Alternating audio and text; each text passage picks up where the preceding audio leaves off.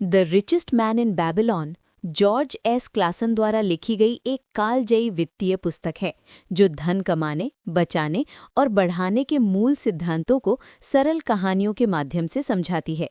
ये किताब प्राचीन बेबीलोन की पृष्ठभूमि पर आधारित है, जहां लोग सोने, चांदी और व्यापार के जरिए समृद्धि प्राप्त करते थे। लेकिन असल में ये पुस्तक सिर्फ पुराने जमाने की कहानी नहीं है, बल्कि आज के आधुनिक जीवन के लिए भी उतनी ही प्रासंगिक है। इस पुस्तक का मुख्य पात्र आर्केड है, जिसे बेबीलोन का सबसे अमीर व्यक्ति माना जाता है। उसकी सफलता का रहस्य कोई जादू नहीं, बल्कि अनुशासन, समझदारी और सही आर्थिक आदतें हैं। कहानी के माध्यम से ये किताब सिखाती है कि पैसा कमाना जितना जरूरी है, उससे कहीं ज्यादा जरूरी है उसे सही तरीके से संभालना। केवल अधिक आय होने से कोई अमीर नहीं बनता, बल्कि सही निवेश और बचत ही असली संपत्ति बनाती है। किताब का सबसे प्रसिद्ध सिद्धांत है, जो कमाओ उसका कम से कम 10वां हिस्सा बचाओ। ये सरल नियम पाठकों को ये समझाता है कि धन संचय की शुरुआत छोटे कदमों से होती है। इसके अलावा पुस्तक ये भी सिखाती है कि पैसा कैसे आपके लिए काम कर सकता है, बजाय इसके कि आप पूरी जिंदगी पैसे के लिए काम करते रहें। गलत निवेश से बचना, अनुभवी लोगों की सलाह लेना और धैर्य रखना, ये सभी सीख इस पुस्तक के केंद्र में हैं। The richest man in Babylon केवल अमीर बनने की किताब नहीं है, बल्कि ये आर्थिक स्वतंत्रता और मानसिक शांति की ओर ले जाने वाला मार्गदर्शक है। इसकी कहानियां सरल हैं, भाषा सहज है और संदेश इतना प्रभावशाली है कि पहली बार पढ़ने वाला व्यक्ति भी अपने पैसों के बारे में नई सोच विकसित कर लेता है। यही वजह है कि ये पुस्तक दशकों बाद भी दुनिया भर में सबसे ज्यादा पढ़ी जाने वाली वित्तीय पुस्तकों में शामिल है। अध्याय 1, बेबीलोन का सबसे अमीर आदमी। ये कहानी दो पुराने मित्रों बंसिर और कोबी से शुरू होती है। दोनों पेशे से मेहनती हैं। बंसिर एक कुशल रथ निर्माता है और कोबी संगीतकार। दिन रात मेहनत करने के बावजूद वे आर्थिक तंगी से जूझ रहे होते हैं। उन्हें समझ नहीं आता कि इतनी मेहनत के बाद भी उनके पास बचत क्यों नहीं है, जबकि उनके शहर बेबीलोन में लोग अत्यंत समृद्ध जीवन जी रहे हैं। वे अपने हालात की तुलना करते हैं और ये स्वीकार करते हैं कि समस्या उनकी मेहनत में नहीं, बल्कि पैसों को संभालने के तरीके में है। दोनों मित्र एक निष्कर्ष पर पहुंचते हैं कि उन्हें उस व्यक्ति से सीखना चाहिए जो धन कमाने और संभालने की कला जानता हो। तभी उन्हें बेबीलोन के सबसे अमीर व्यक्ति आर्केड का ध्यान आता है। आर्केड की प्रसिद्धि पूरे शहर में फैली होती है। वो न केवल अमीर है, बल्कि बुद्धिमान और उदार भी माना जाता है। बंसिर और कोबी निश्चय करते हैं कि वे आर्केड से मिलकर उसकी सफलता का रहस्य जानेंगे। जब वे आर्केड से मिलते हैं तो वो उन्हें बड़े प्रेम और धैर्य के साथ सुनता है। आर्केड बताता है कि वो भी कभी उन्हीं की तरह गरीब था। उसके पास भी साधन नहीं थे, लेकिन उसके पास सीखने की इच्छा थी। उसने ये समझ लिया था कि केवल मेहनत करने से धन नहीं आता, बल्कि धन को बढ़ाने के नियमों को समझना पड़ता है। वो कहता है कि अमीरी कोई संयोग नहीं, बल्कि सही ज्ञान और आदतों का परिणाम है। आर्केड उन्हें सिखाता है कि जो व्यक्ति अपनी कमाई से अधिक खर्च करता है, वो कभी समृद्ध नहीं हो सकता। सबसे पहले इंसान को ये सीखना चाहिए कि वो जो भी कमाता है, उसका एक हिस्सा अपने लिए बचाए। वो ये भी बताता है कि बचाया हुआ धन बेकार नहीं छोड़ना चाहिए, बल्कि उसे समझदारी से निवेश करना चाहिए, ताकि वो धीरे धीरे बढ़ सके। धन वही है जो आपके लिए काम करे।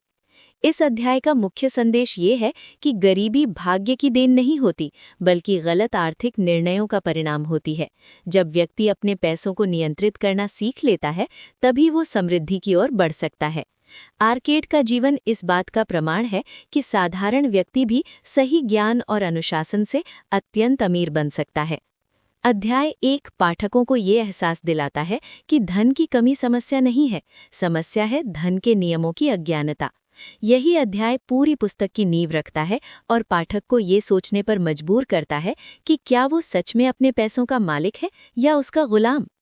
अध्याय 2 अमीरी की शुरुआत। इस अध्याय में कहानी आगे बढ़ती है और आर्केड अपने जीवन का वो महत्वपूर्ण मोड़ साझा करता है जहां से उसकी अमीरी की यात्रा शुरू हुई। वो बताता है कि एक समय वो भी बेहद गरीब था और राजा के लिए लेखा जोखा लिखने का काम करता था। काम कठिन था, मेहनत बहुत थी, लेकिन पैसे कभी टिकते नहीं थे। यही स्थिति उसे अंदर से परेशान करने लगी और उसने ठान लिया कि वो गरीब ही नहीं मरेगा। आर्केड के जीवन में बदलाव तब आया जब उसकी मुलाकात एक धनी व्यक्ति से हुई, जिसने उससे एक साधारण लेकिन जीवन बदल देने वाली शर्त रखी। उस व्यक्ति ने कहा कि वो आर्केड को धन कमाने का ज्ञान देगा, लेकिन बदले में आर्केड को अपनी कमाई का एक हिस्सा बचाने का वादा करना होगा। यहीं से अमीरी का पहला नियम जन्म लेता है। जो कमाओ उसका कम से कम 10वां हिस्सा अपने पास रखो। आर्केड बताता है कि शुरू में ये नियम आसान नहीं था। जैसे ही वो अपनी कमाई का हिस्सा अलग रखने लगा, उसकी इच्छाएं उससे लड़ने लगीं। खर्च वही थे, खाना, कपड़े, घर, मनोरंजन, लेकिन अब पैसे कम पड़ने लगे। तब उसे एहसास हुआ कि इंसान की इच्छाएं कभी खत्म नहीं होती, लेकिन आय सीमित होती है। अगर इच्छाओं को नियंत्रित न किया जाए तो कोई भी कमाई काफी नहीं होती। धीरे धीरे आर्केड ने सीख लिया कि जरूरत और चाहत में फर्क करना जरूरी है। उसने अपने खर्चों को नियंत्रित किया और बचत को प्राथमिकता दी। यही बचाया हुआ पैसा उसके भविष्य की नींव बना। ये अध्याय स्पष्ट करता है कि अमीरी की शुरुआत किसी बड़े निवेश या लॉटरी से नहीं होती, बल्कि छोटे छोटे अनुशासित कदमों से होती है। आर्केड ये भी समझाता है कि बचत सिर्फ पैसे जमा करने तक सीमित नहीं है, ये एक मानसिक आदत है, खुद को पहले भुगतान करने की आदत। जब इंसान खुद को प्राथमिकता देता है, तभी वो आर्थिक रूप से आगे बढ़ सकता है। बचाया हुआ धन आत्मविश्वास देता है और भविष्य के अवसरों के लिए तैयार करता है। इस अध्याय का सबसे बड़ा संदेश ये है कि अमीर बनने के लिए पहले सोचना अमीरों जैसा होना चाहिए। जो व्यक्ति अपनी कमाई का पूरा पैसा खर्च कर देता है, वो चाहे कितना भी कमा ले, गरीब ही रहता है। लेकिन जो थोड़ा सा भी नियमित रूप से बचाता है, वो धीरे धीरे समृद्धि की ओर बढ़ता है। अध्याय 2 हमें सिखाता है कि अमीरी की यात्रा बाहर से नहीं, भीतर से शुरू होती है, अनुशासन, धैर्य और सही आदतों से। अध्याय 3 भाग्य देवी से मिलना। इस अध्याय में भाग्य की सच्ची परिभाषा को कहानी के माध्यम से समझाया गया है। बेबीलोन के लोग अक्सर ये कहते पाए जाते हैं कि अमीरी केवल किस्मत वालों को मिलती है। वे अपनी असफलताओं के लिए भाग्य को दोष देते हैं और ये मान लेते हैं कि धन उनके लिए नहीं लिखा गया। लेकिन ये अध्याय इस सोच को पूरी तरह बदल देता है। कहानी में एक व्यक्ति अवसर को पहचानने में चूक जाता है। उसे सोने का व्यापार करने का मौका मिलता है, लेकिन डर, आलस्य और संदेह के कारण वो निर्णय नहीं ले पाता। बाद में जब वही अवसर किसी और को अमीर बना देता है, तब वो व्यक्ति भाग्य को कोसता है। यहीं से ये स्पष्ट होता है कि भाग्य कोई देवी नहीं जो अचानक किसी पर मेहरबान हो जाए, बल्कि वो उन लोगों का साथ देता है जो अवसर को पहचानकर सही समय पर सही कदम उठाते हैं। इस अध्याय का मुख्य संदेश है कि अवसर हर इंसान के जीवन में आता है, लेकिन हर इंसान उसे पकड़ नहीं पाता। जो लोग सीखने को तैयार रहते हैं, अपने डर पर काबू रखते हैं और समझदारी से निर्णय लेते हैं, भाग्य उन्हीं के पक्ष में होता है। वहीं जो लोग केवल सोचते रहते हैं, बहाने बनाते हैं या जोखिम से डरते हैं, उनके हाथ से अवसर निकल जाता है। आर्केड ये समझाता है कि धन पाने के लिए केवल मेहनत काफी नहीं, बल्कि जागरूकता और साहस भी जरूरी है। जब कोई व्यक्ति ज्ञान प्राप्त करता है, तो उसकी आंखें अवसरों को देखने लगती हैं। बिना ज्ञान के अवसर सामने होकर भी दिखाई नहीं देते। अध्याय 3 हमें ये सिखाता है कि भाग्य को दोष देने से कुछ नहीं बदलता। अगर हम अपने ज्ञान, कौशल और निर्णय लेने की क्षमता को बेहतर बनाएं, तो वही भाग्य कहलाता है। असल में भाग्य तैयार दिमाग को ही अवसर देता है। अध्याय 4 सौभाग्य की देवी से मुलाकात। इस अध्याय में संपत्ति और सफलता प्राप्त करने में अवसर और साहस की भूमिका को उजागर किया गया है, जहां लेखक भाग्य को एक देवी के रूप में चित्रित करते हैं, जो केवल उन लोगों पर कृपा करती है जो सही समय पर सही कदम उठाते हैं। कहानी में शारू नाडा, एक सफल व्यापारी, बंसिर नामक रथ निर्माता और उसके मित्र कोबी को धन कमाने के सिद्धांत समझाते हैं। वे बताते हैं कि अधिकांश लोग केवल भाग्य का इंतजार करते रहते हैं, लेकिन वास्तविक समृद्धि उन लोगों के पास आती है जो सतर्क रहते हैं, अवसरों को पहचानते हैं और साहसपूर्वक निर्णय लेते हैं। शारू नाडा अपने जीवन के अनुभव शेयर करते हैं कि कैसे उन्होंने गरीबी से उठकर सफलता हासिल की। उन्होंने समझाया कि अवसर उन लोगों के लिए आते हैं जो तैयार रहते हैं और जो जोखिम लेने से डरते नहीं। उन्होंने ये भी बताया कि केवल काम करने से नहीं, बल्कि सही दिशा में और सही समय पर प्रयास करने से ही धन और सफलता मिलती है। इस अध्याय का मुख्य संदेश ये है कि भाग्य केवल आलसी और असावधान लोगों पर नहीं आता। ये उन्हें चुनता है जो योजना बनाते हैं, धैर्य रखते हैं और समय आने पर सक्रिय रूप से कदम उठाते हैं। यदि कोई व्यक्ति अवसरों को पहचानता है, उनका लाभ उठाता है और जोखिम लेने से नहीं डरता, तो सौभाग्य उनकी मदद करता है। इस प्रकार सफलता और धन केवल इंतजार करने वालों के लिए नहीं, बल्कि साहसी और सतर्क लोगों के लिए है। अध्याय 5, 7 कर्रों के नियम। इस अध्याय में लेखक ने धन और समृद्धि पाने के लिए 7 बुनियादी नियम बताए हैं, जिन्हें अपनाकर कोई भी व्यक्ति वित्तीय स्वतंत्रता हासिल कर सकता है।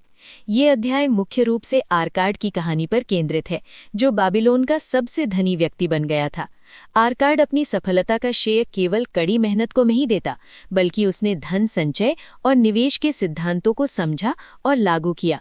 पहला नियम है कमाई का 10वां हिस्सा बचाना। आर्काड बताता है कि जो व्यक्ति अपनी आय का कम से कम 10% बचाता है, वो भविष्य में धन संचय करने में सक्षम होता है। दूसरा नियम है अपने धन को।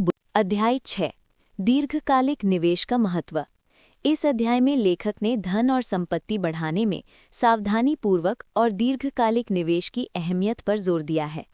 कहानी में दिमाग नामक एक नौजवान को आर्काड ने मार्गदर्शन दिया, जो जल्दी जल्दी पैसा कमाने और तुरंत लाभ की लालसा में अक्सर गलत निर्णय लेता था।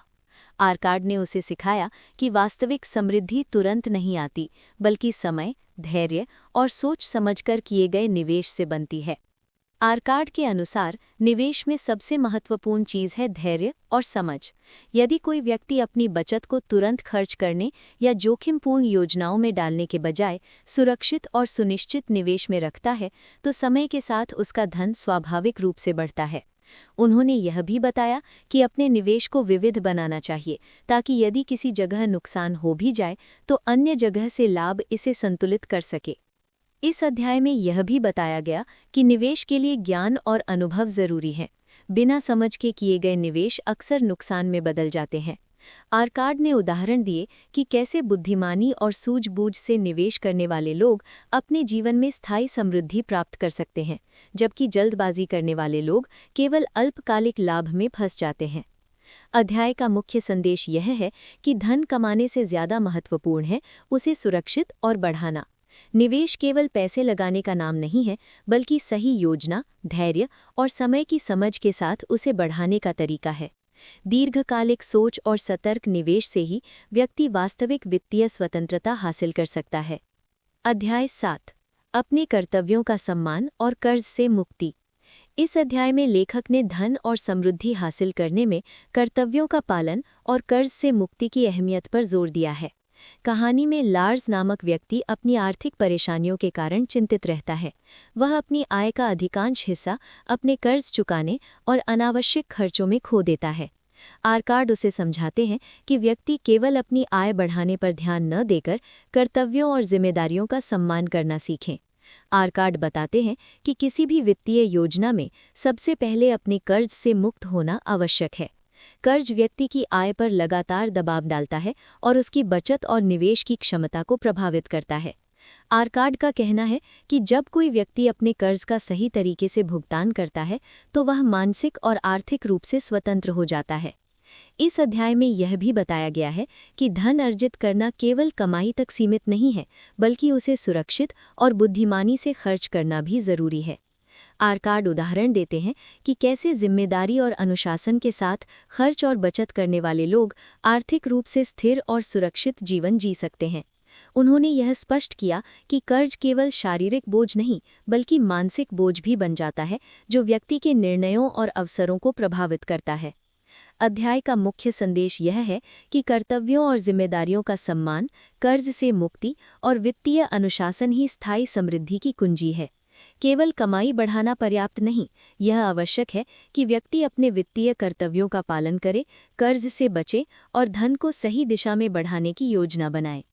अध्याय 8, सही निवेशक और अवसर की पहचान।